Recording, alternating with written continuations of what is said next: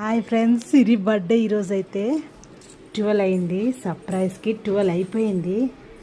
ఇదో సిరిని అయితే లేపుతుంది. Happy birthday mummy. Happy birthday Sirivalli.